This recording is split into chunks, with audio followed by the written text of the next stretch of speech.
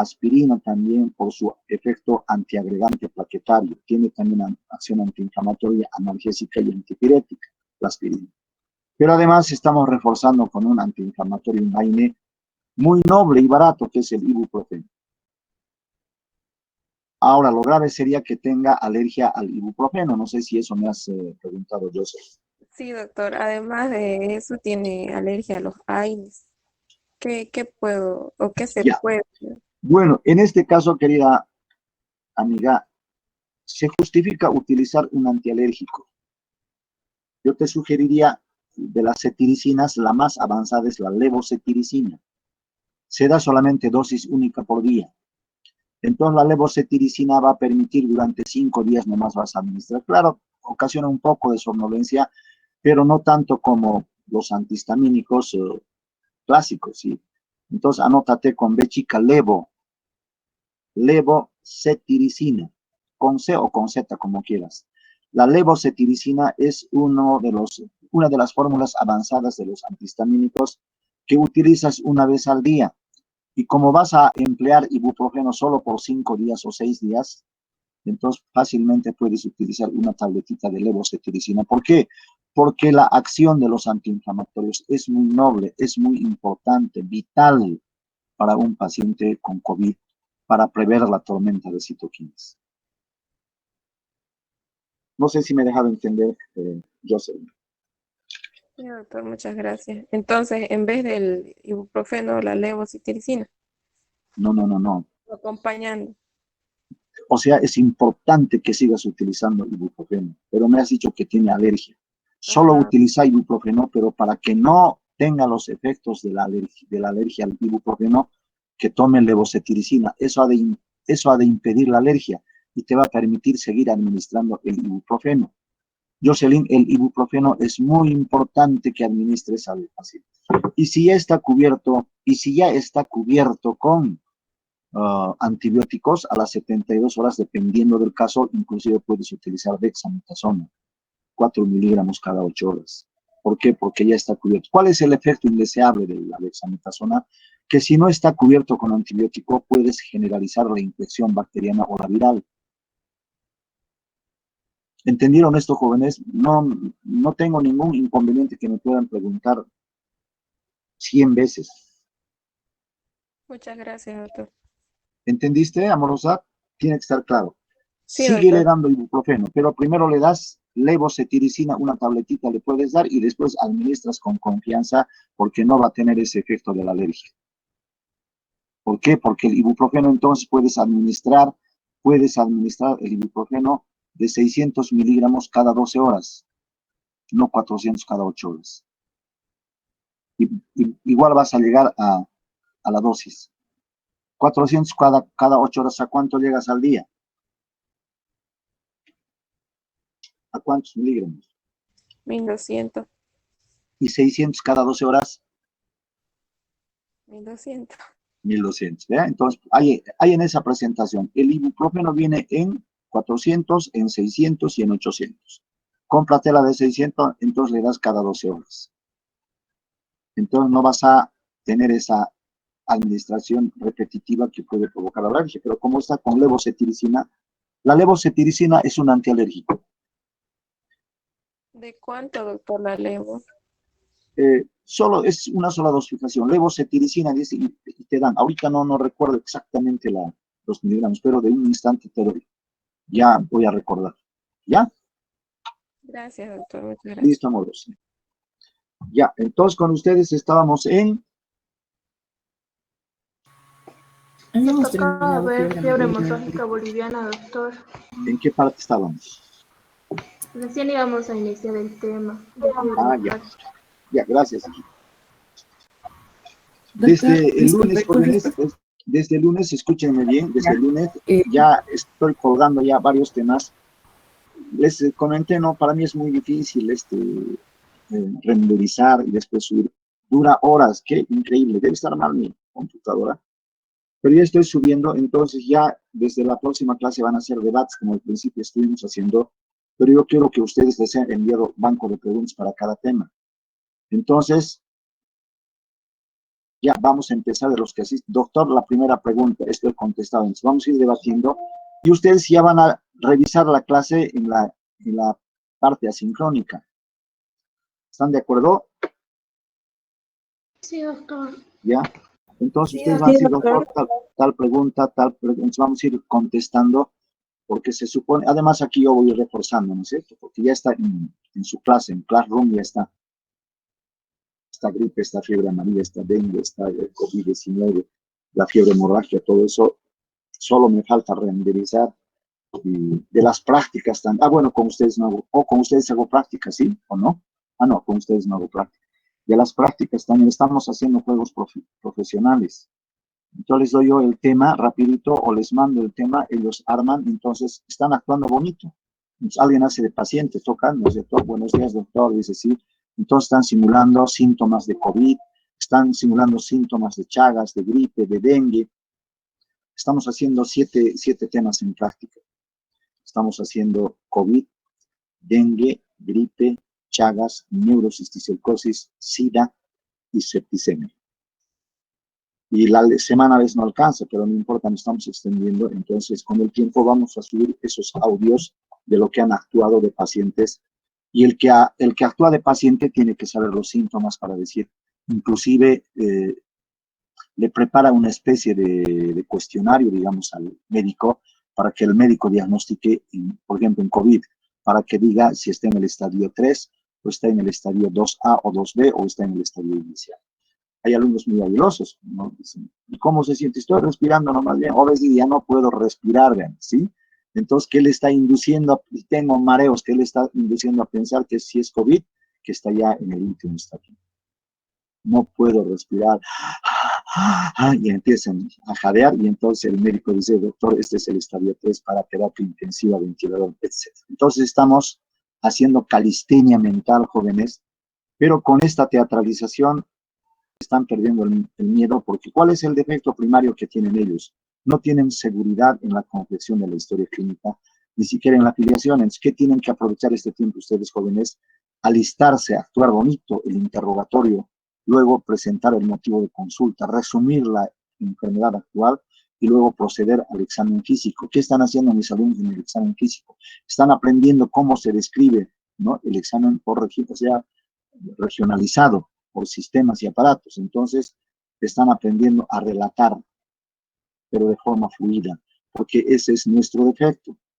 Y entonces, luego otro se turna y empieza a solicitar los exámenes complementarios. ¿Qué exámenes complementarios debe de pedir? Por ejemplo, en COVID, ¿qué es lo que pedimos? Hemograma, ¿no es cierto? ¿Y cuál es la analítica? Un hepatograma pedimos, ¿no es cierto? Luego pedimos, ¿qué cosa? El perfil renal. Luego, ¿qué pedimos? Pedimos en la bioquímica, ¿qué cosa? La ferritina, dímero B, los indicadores o marcadores de la infección y la inflamación.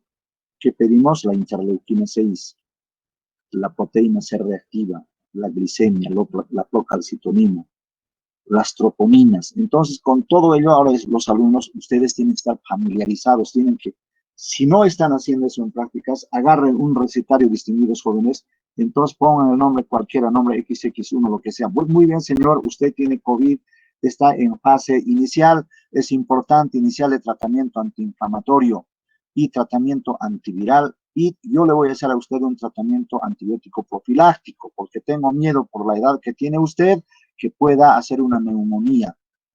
Para que no se complique, desde ahora vamos a evitar que se produzca la neumonía por bacterias. Entonces, así, en voz alta, no importa que digan que se han vuelto locos, pero tendrían que hacer eso.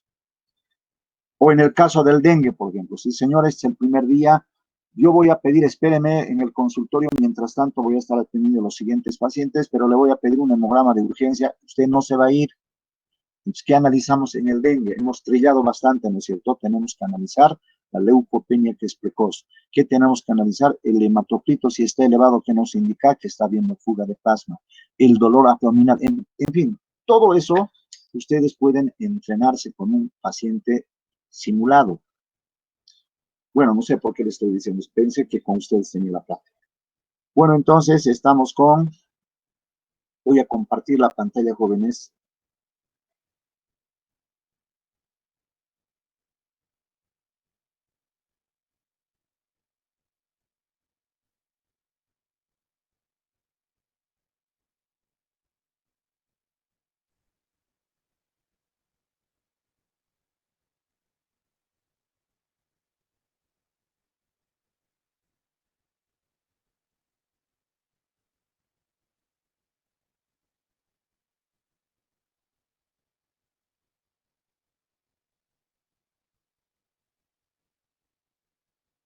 ¿Ven la pantalla? Sí, doctor. Ya. Bueno, jóvenes, tan bonito pueblo, vea, este es el pueblo de San Joaquín, y el año 1963 fue un escenario, pero dramático. A ver, voy a ver si estoy grabando, jóvenes, porque tengo que grabar mi clase. Sí, está grabando.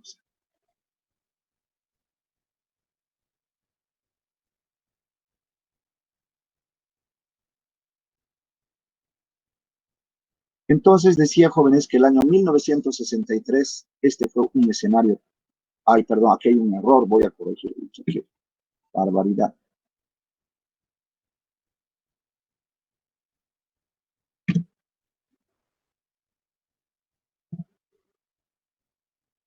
Ahora sí está bien.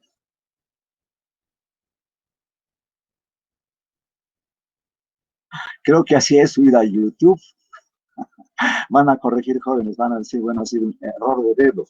Ya, entonces decía que el año 1963, el que habla era un niño. Usted seguramente no había ni como, tal vez como oxígeno, hidrógeno y carbono. ¿Cuántos años tiene José, tu papá?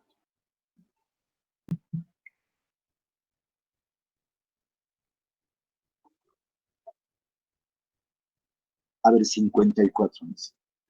Ni tu papá había nacido. Entonces tú con mayor razón no habías, pues José, no puedes vos hablar de San Joaquín del 63. Bueno, entonces ese año, jóvenes, la fiebre hemorrágica boliviana se presentó en este pueblito. Un segundito, perdónenme, jóvenes, tengo una llamada telefónica.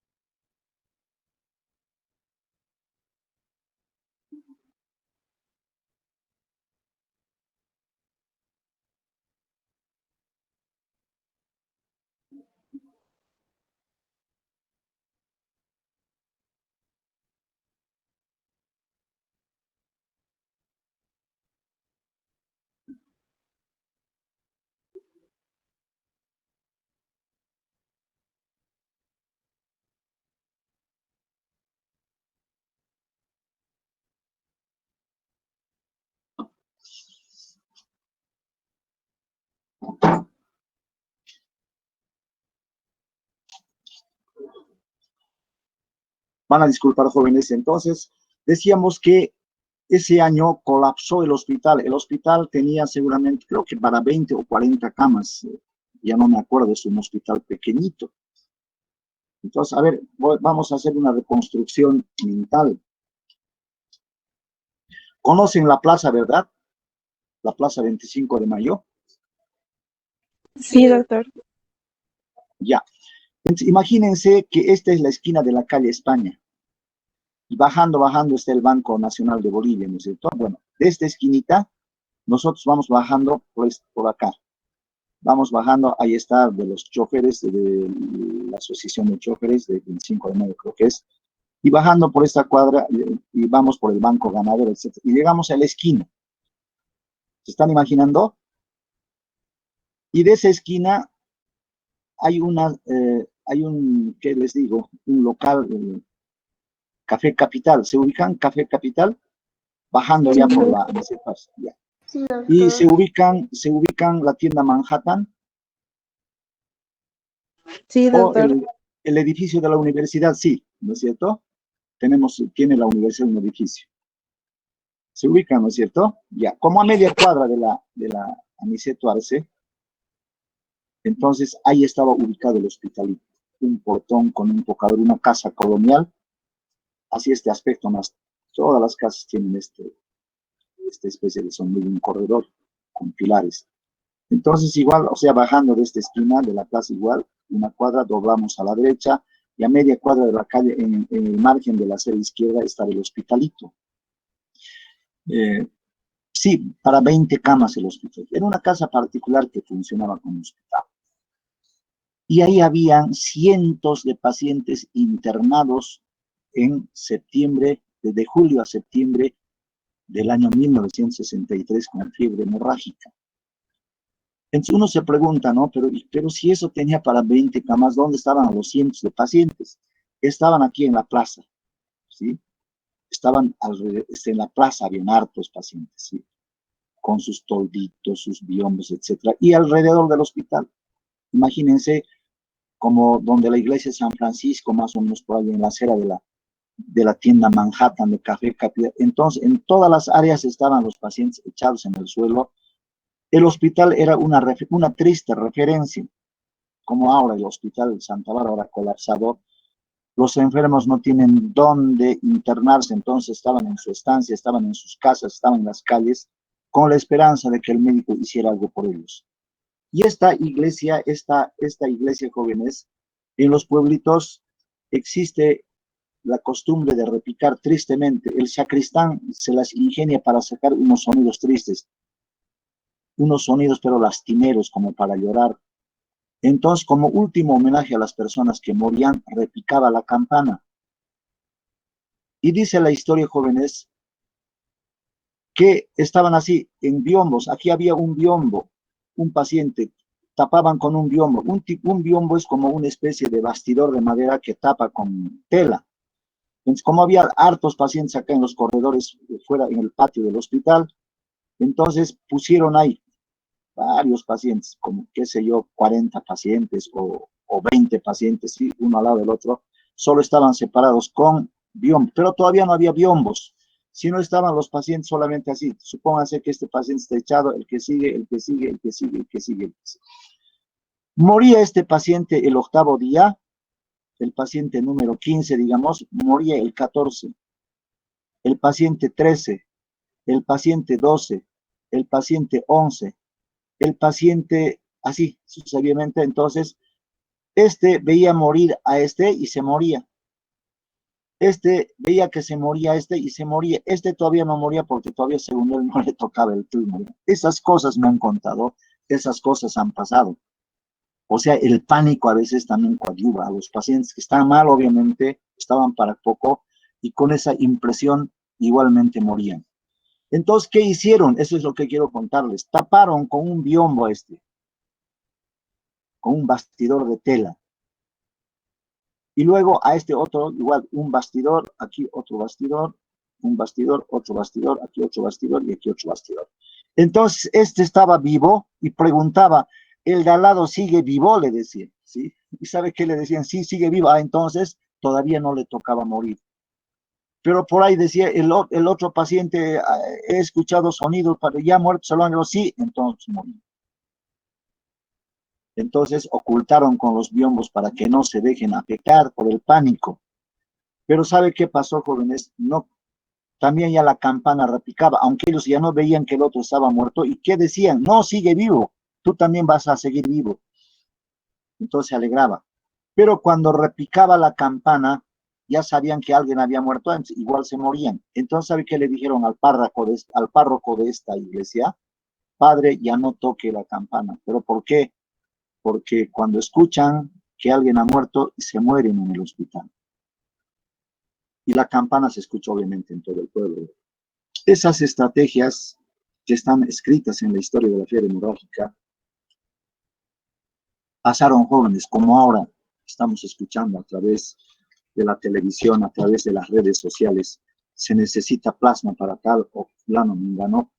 Sobrecoge el espíritu, ¿sí o no? Nos asustamos. Y esa tragedia vivieron en este pueblo. De eso vamos a hablar, jóvenes. Esta es la plazoleta. Y esto es al frente de la iglesia. Entonces, para ir al hospital, ¿qué tenía que hacer uno? O cruzar en diagonal la plaza, o ir así, llegar a la esquina y seguir recto la esquina, ¿no es cierto?, hasta media cuadra, como a la altura, al frente de la tienda Manhattan, algo así. Yo conocí esto el año 1976. Me enamoré de este pueblito porque además, primero me asusté. El día que llegué acá, fui a su cementerio a visitar. Y la sorpresa que me llevé, el mismo día habían fallecido 15 personas, 8 personas, 5 personas, así. Pero en el mes de septiembre habían como 15 personas más, pues, y del mismo apellido. Entonces acabaron familias íntimas. Pongámosle Jiménez Roca, ¿no? Jiménez Tellería, por el doctor Jiménez Roca. En fin, entonces yo fui con una enfermera que me acompañó, tuvo la gentileza de ser mi guía, entonces pregunté, y un niñito más, y entonces me decían, esta familia se terminó, estos eran parientes, este era el papá, este era el primo, este era el hermano, en fin. Entonces, este pueblito casi desapareció el año 1963. Y cuando yo fui, todavía habían vestigios de ese dolor. Las personas te miraban de pies a cabeza, te hablaban muy poco. ¿Por qué? Porque quedó el dolor. Ahora sé que es un pueblito alegre porque ya han olvidado. Desde el año 1963 han pasado muchos años. La gente que contaba, la gente que enfermó ya ha muerto ahora. Porque yo fui antes de cumplir 25 años de médico. ¿verdad? Entonces conocí todavía a las personas que habían sido sobrevivientes de la fiebre hemorrágica y he recogido, pero anécdotas innumerables. Y esta es la ciudad ahora, ¿no? Una vista aérea, y ahora debe estar mucho más. Lo malo de esta ciudad, o de esta ciudad, sí, jóvenes, en tiempo de lluvia se inunda de agua.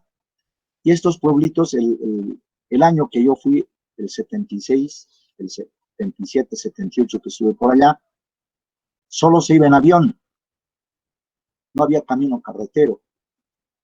Entonces, de San Joaquín a Trinidad tenían que ir en avión. Pero en tiempo de lluvia, jóvenes, en tiempo de lluvia, subía el agua hasta el abdomen o hasta las rodillas de las personas. Entonces, cuando querían viajar a Trinidad, vía directa le hacían en su canoita, ¿sí? En línea directa hasta Trinidad. Y de eso también vamos a hablar, porque las inundaciones han hecho, por ejemplo, que el reservorio de la fiebre hemorrágica, sí, de esta precisamente, esté ganando altura, entonces está trasladando de norte a sur. Y se dice que va a llegar a Chuquisaca, y las provincias con las que va a azotar la fiebre hemorrágica de ser con la provincia Hernando Siles y Luis Calvo. Esa es la predicción epidemiológica. Tiene este arco preciosura, una preciosura de arco, ¿sí? Cuando ingresamos por acá y nos da la bienvenida. Dice, bienvenidos a San Joaquín. Bien, ¿qué es la fiebre hemorrágica? Entonces vamos anotando. Es una enfermedad zoonótica. ¿Zoonótica por qué? Porque hay un reservorio salvaje que es el Poechinus guayanensis y que ese es el reservorio del virus machuco y se conoce como tifo negro boliviano. Es endémica, ¿por qué? Porque reconoce solamente las provincias del departamento del Beni hasta el momento, solo el departamento del Beni y 2 provincias. Cuando yo llegué solo eran 2 provincias, la provincia Mamoré e Itenes. Y hay brotes epidémicos a partir de aquel tiempo. Se transmite por contacto directo con roedores e inhalación de excretas, de partículas de excretas de los roedores infectados y también de persona a persona. Me explico. El roedor es el Calomis callosus, que vive con el Proechinus guayanensis, y ellos son los reservorios del virus machuco. El Calomis callosus se aproxima a la vivienda del hombre. En cambio, el Proechinus guayanensis es huraño, no sale de la selva. Pero el Calomis callosus vive en contacto con el Proechinus guayanensis y se aproxima a la vivienda del hombre y entonces tiene la capacidad de transportar el virus.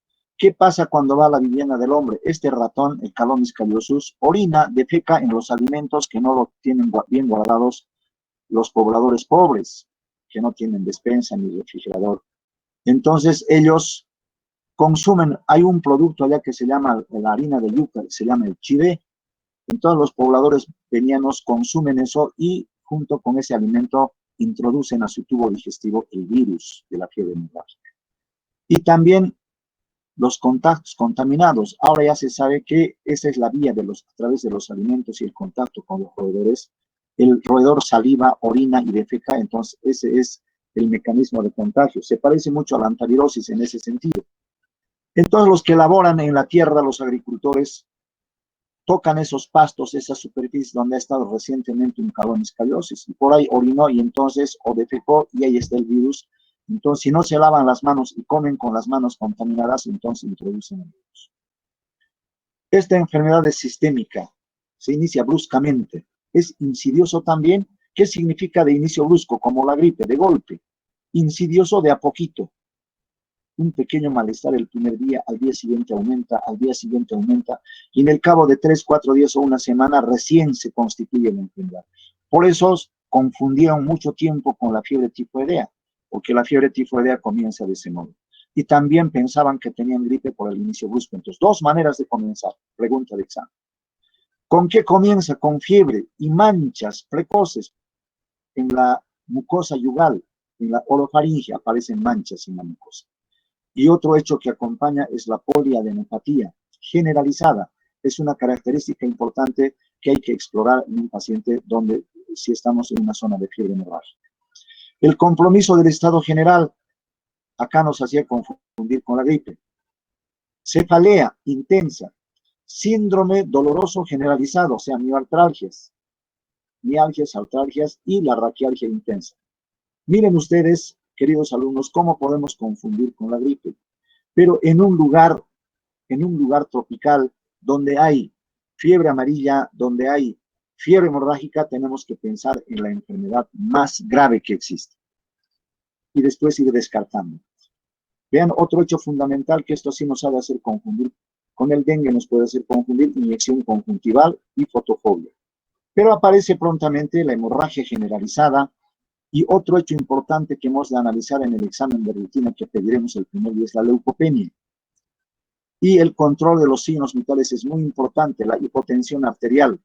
Y luego también la diuresis, disminuye el volumen de la orina y prontamente, como en la fiebre amarilla, tenemos que explorar un examen de orina donde encontraremos elementos anormales como albúmina y otro hecho que caracteriza es el compromiso del sistema nervioso central. Este sería, digamos, jóvenes, el cortejo o la reunión de signos y síntomas característicos que nos hacen pensar en la fiebre hemorrágica boliviana a partir de la confusión con la gripe. Entonces, no está malo pensar en la gripe, pero si están en este pueblo, tenemos que decir, se presenta como la gripe, entonces tengo que pensar en fiebre hemorrágica. ¿Qué dice de esta enfermedad el reporte descriptivo? Periodo de convalecencia largo y penoso. No hay tratamiento específico, tampoco hay vacuna. Es de alta tasa de letalidad. El periodo de convalecencia largo está diciéndonos de meses, hasta 6 meses indicaban el descanso, el reposo absoluto. Limitada al departamento del Beni, a la provincia de Itenes. ¿Qué pueblos están en la provincia de Itenes y qué pueblos se afectaron? Magdalena. Cursa el río Machuco de Magdalena hacia San Ramón y San Joaquín y luego va hacia el Brasil. Baures y Huacarajes. Estos son los pueblos que se afectaron y están dentro de la provincia de Itenes. La provincia Mamoré, Puerto Siles, San Joaquín y San Ramón. Bueno, San Ramón entonces no está en el Itenes, sino pero está cerquita San Ramón a Magdalena, muy cerca. Bueno, Puerto Siles, jóvenes, es un lugar, o era un lugar donde confinaban a los políticos. Cuando había un estado de sitio, los apresaban y los llevaban allá. Y Puerto Siles era un lugar inhóspito, plagado de mosquitos, animales venenosos y naturalmente del paludismo y la fiebre hemorrágica. Puerto Siles. Me decía a mí un político: doctor, no le deseo ni a mi perro ni a mí. Usted abre la boca y se entran una tonelada de mosquitos, me decía eso. Infestado de mosquitos. Luego se ha extendido a la provincia de Bacadíes, con tendencia a expandirse de norte a sur. Chuquisaca se afectaría a Luis Calvo y Hernando Siles, es lo que les comentaba. La vigilancia actual, aunque no lo crean, jóvenes, desde el año 1963 sigue con la misma estrategia. ¿Qué se controla? El control de roedores con tramperas y eliminando con venenos. ¿Sí? Con venenos, los rodenticidas, diferentes tipos de venenos que vamos a ver en el control de roedores precisamente, y el control de alimentos.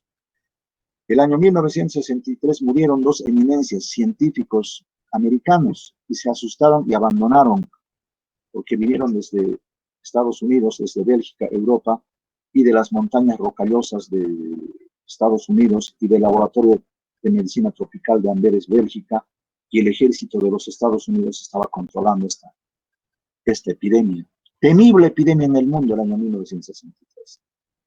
Entonces descubrieron que guardando los alimentos, observaron con telescopios con largavistas, que el roedor entonces orinaba, defecaba, y la gente pobre escogía las cacuchas de los roedores y comía su alimento. Gente pobre finalmente. O no había el excremento, pero había orinado allí y había salivado allí, y entonces igual se alimentaban, y la gente pobre era la que más caía con esta temible enfermedad. Cuando yo fui, este era el principal medio de transporte de la gente pobre, sobre todo si se trasladaban jóvenes de domicilio o tenían que llevar carga del mercado, lo que sea. Entonces este es el sistema de transporte, con 4 bueyes o con 2 bueyes. Y los pobrecitos hasta con 1 buey. ¿Cómo se llama a esta fiebre, jóvenes? Fiebre hemorrágica boliviana. Se llama también fiebre hemorrágica de San Joaquín, por el pueblito donde se presentó. Fiebre hemorrágica del Beni, por el departamento. Fiebre de Orobayaya. Orobayaya era un pueblito que ahora ya no existe. Desapareció con la epidemia. ¿Sí? Y ahora debe haber ya solamente, no debe haber ni rastros. ¿Por qué? Porque en tantos años, desde el 63, la vegetación cunde, jóvenes, y hace desaparecer pueblos enteros. Y acá, y este pueblito ya no tenía un solo habitante. Es solo historia. También se llama virosis del Machupo. ¿Por qué? Porque hay un río, el río Machupo, como el río Quiripinchaca, aquí en Sucre, más o menos a esa distancia pasa, surca un río navegable, caudaloso. También se llama virosis del Beni y finalmente tifo negro boliviano. Faltando 10 minutos me van a avisar, jóvenes, para terminar la clase. Doctor, faltan Sí. ya 5 minutos, creo. Ya, este es el río Machupo, jóvenes. ¿Ven? Parece en tiempo de agua. Entonces, esa es la distribución geográfica. Quedaremos aquí entonces en la taxonomía del virus. Bueno, vayan a su práctica, jóvenes. Nos vemos la próxima semana. Hasta luego, Hasta doctor. luego. Hasta luego, jóvenes. Hasta luego. Hasta luego, doctor. Hasta luego, doctor. Igualmente, José, hasta luego.